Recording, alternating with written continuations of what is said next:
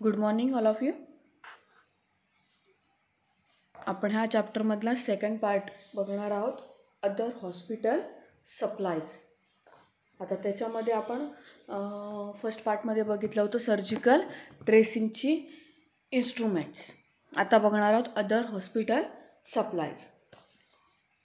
The equipments needed for the administration of parenteral drugs include syringes, cannulas, and final filtration mechanism.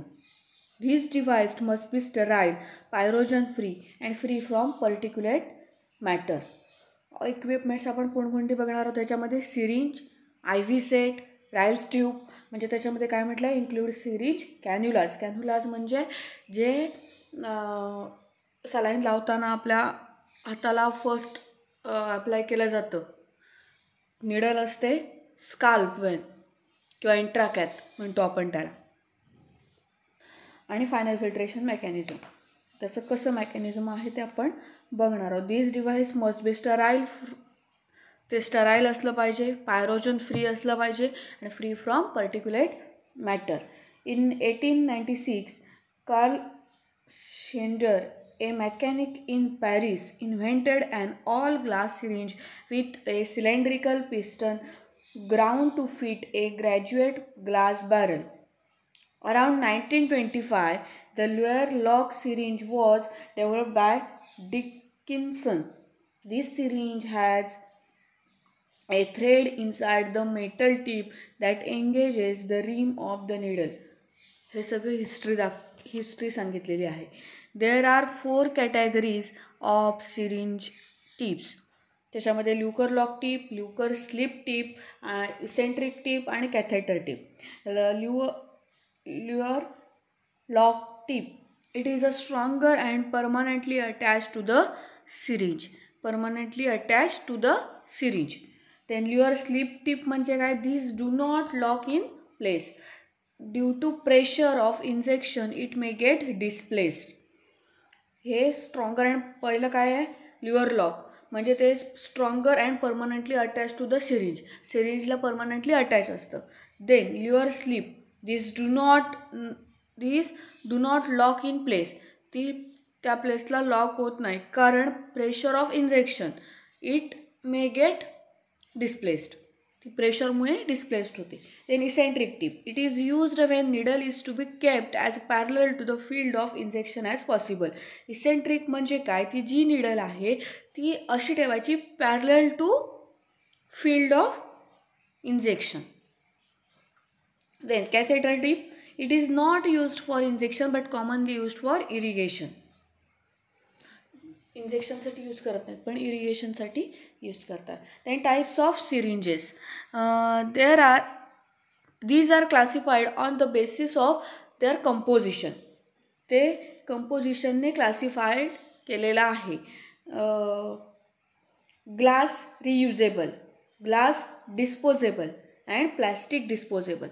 म्हणजे जे काच आहे ती परत यूज करता येऊ शकते अशा बेसवरती, किंवा ती ग्लास डिस्पोज करता येऊ शकते ह्या बेसवरती, किंवा प्लॅस्टिकचं डिकम्पोजिशन किंवा त्याचं अविघटन करता येईल अशा पद्धतीचं.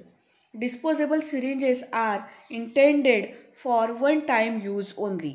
डिस्पोजेबल जी असतात ते intended for one time use only. एकाच वेळेला एकच सिरिंज एकाच पेशंटला यूज करायची. It is a standard practice to use disposable syringes for injection. ही स्टँडर्ड प्रॅक्टिस आहे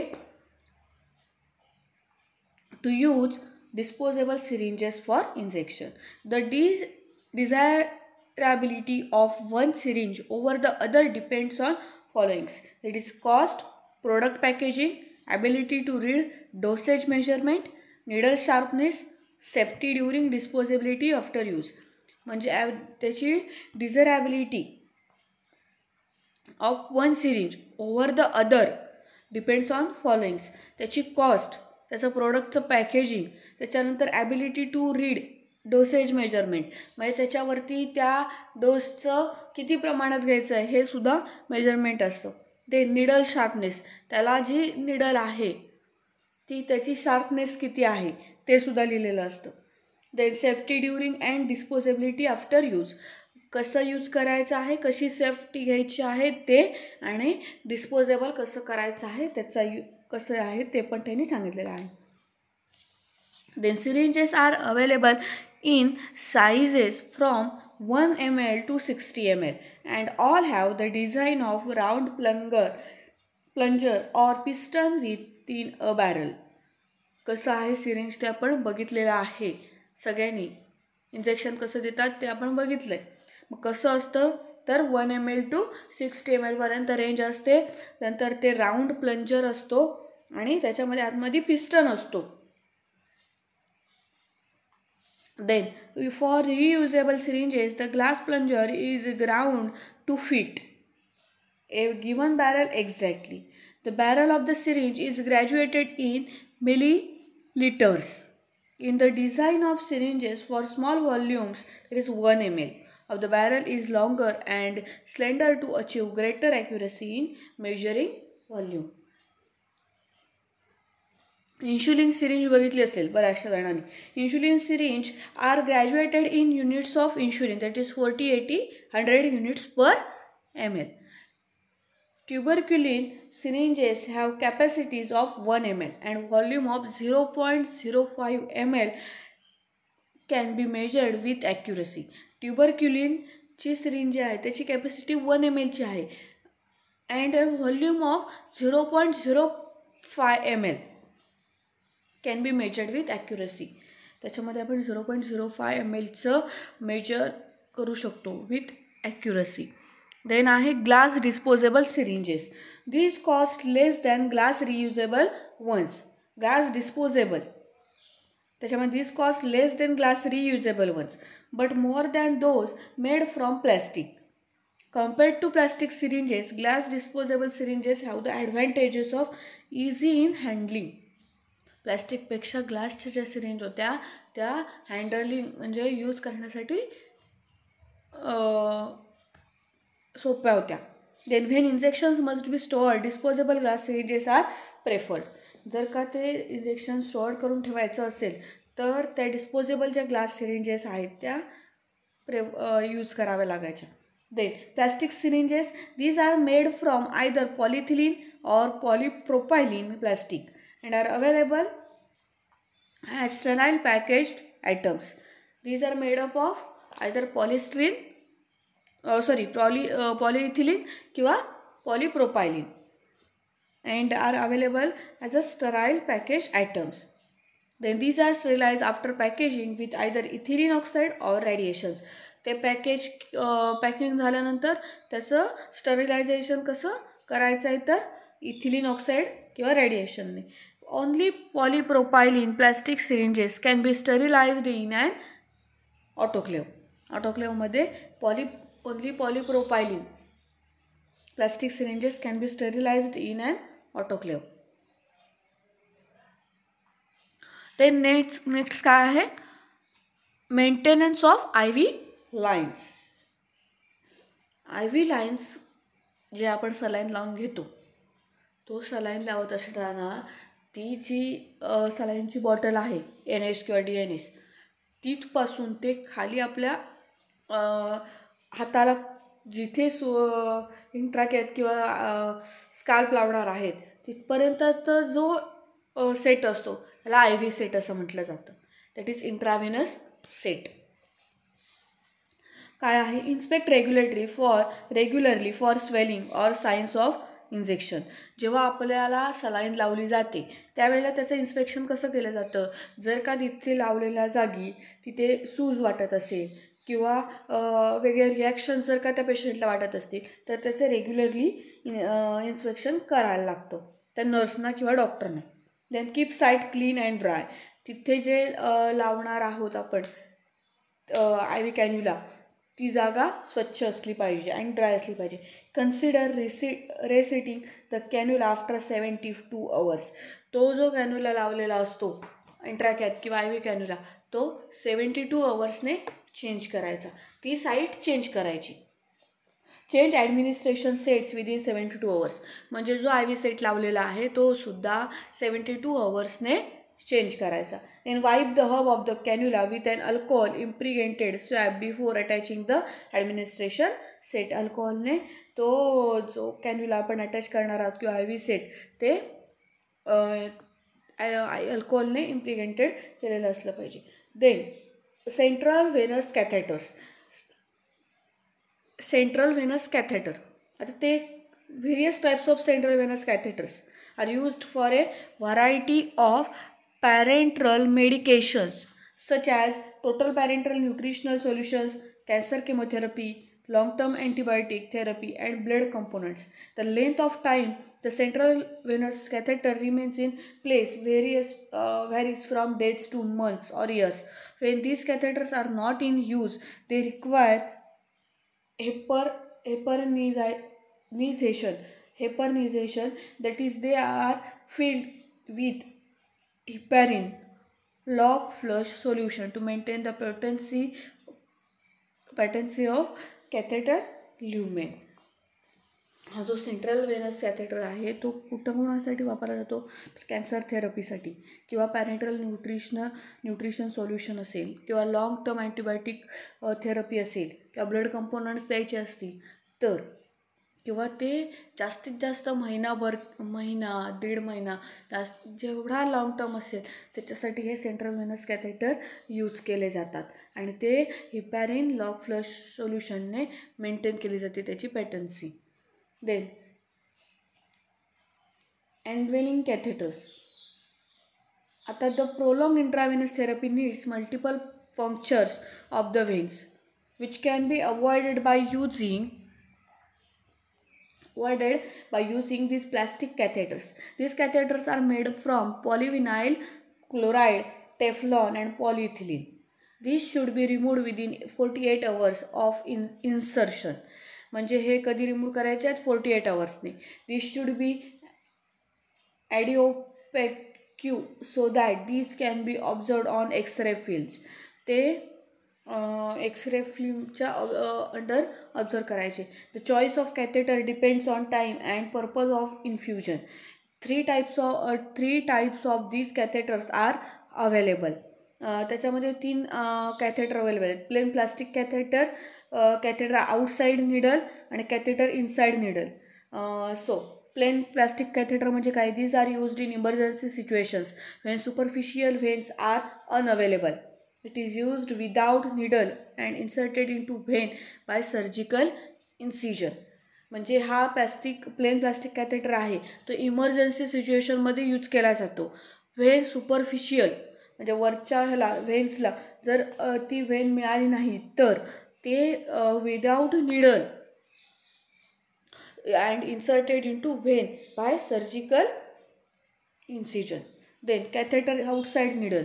Catheter outside needle म्हणजे the catheter accompanies the needle into the vein during the vein puncture.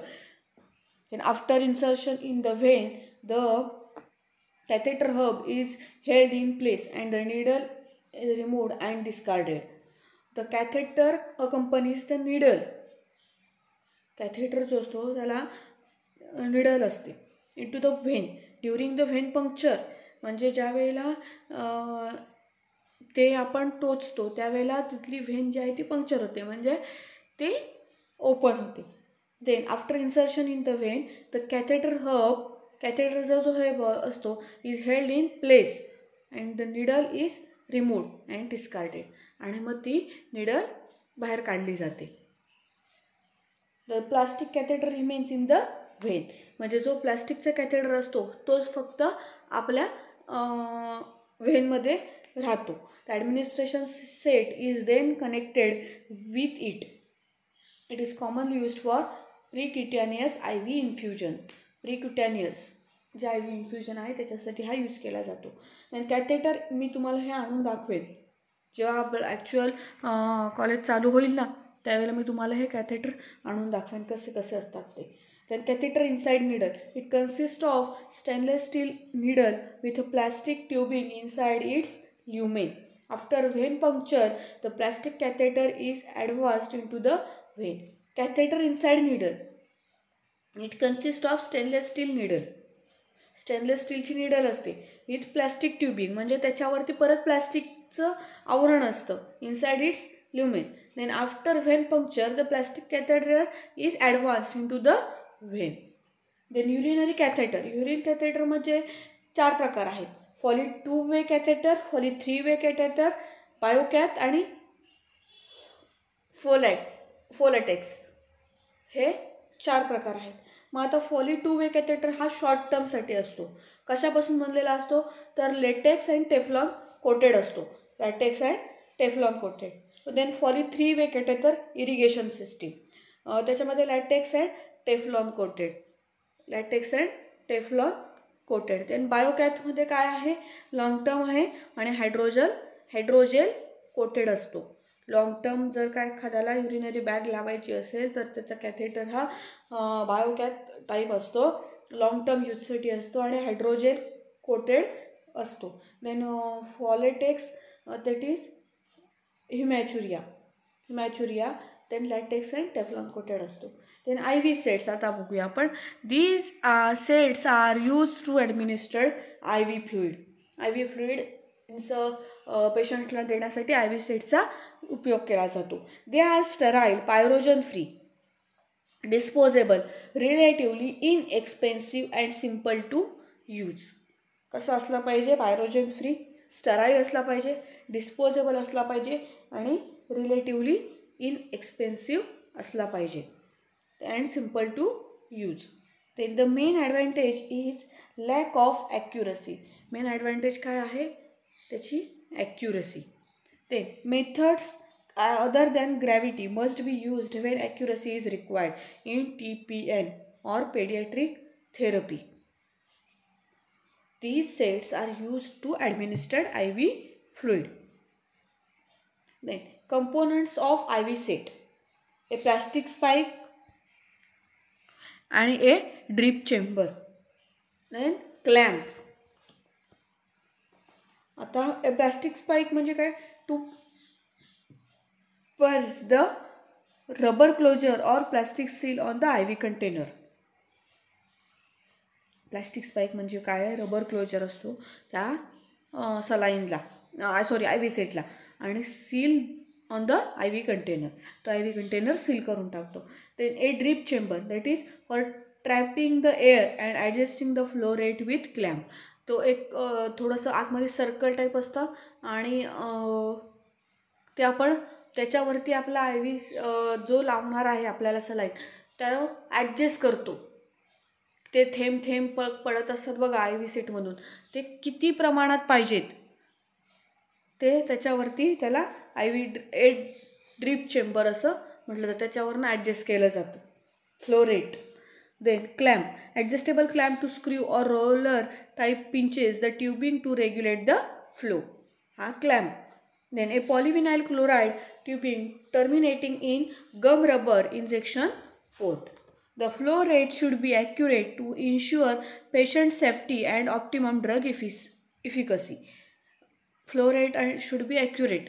त्याचा जो IVचा आपण देणार आहोत पेशंटला त्याला किती प्रमाणात किती टायमिंगमध्ये ती द्यायची आहे किंवा किती टाईम त्या प्रत्येक ह्याला मिळाला पाहिजे त्याच्यावरती आणि त्याची ड्रग इफिकसी हे मेंटेन केलं पाहिजे. Then inaccurate flow rate can cause, जर का ते ॲक्युरेट रेटने नाही दिलं तर काय होऊ शकतं तर फ्लेबिटिस ऑर थ्रोम्बोफिलायटिस किंवा delayed or toxic response to drug therapy, metabolic problems and speed shock, then pulmonary oedema resulting in impaired cardiac and renal functions.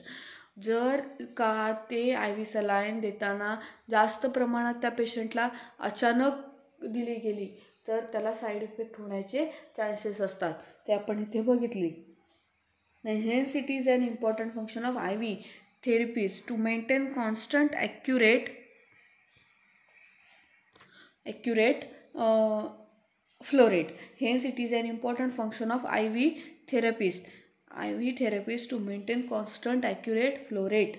त्याच्यासाठी जो IV फ्लुइड आपल्याला पेशंटनं देणार आहे तो त्याने maintain constant accurate flow rate ठेवला पाहिजे. then infusion pumps are the electromechanical devices designed to automatically control the intravenous infusion.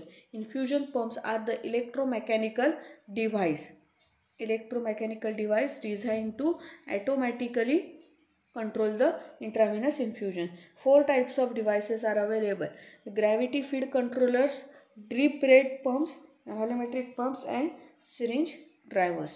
Administration set कसा असतो बघा. हा स्पाईक,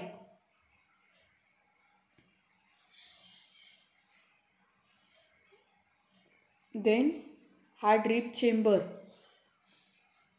हा इथे क्लॅम्प आहे, हा पाईप, देन ट्यूबिंग दाखवलेला आहे, हे इंजेक्शन साईट आणि हा निडल ॲडॅप्टर जो की आपल्या हातामध्ये असतो. देन राईल्स ट्यूब म्हणजे काय आहे?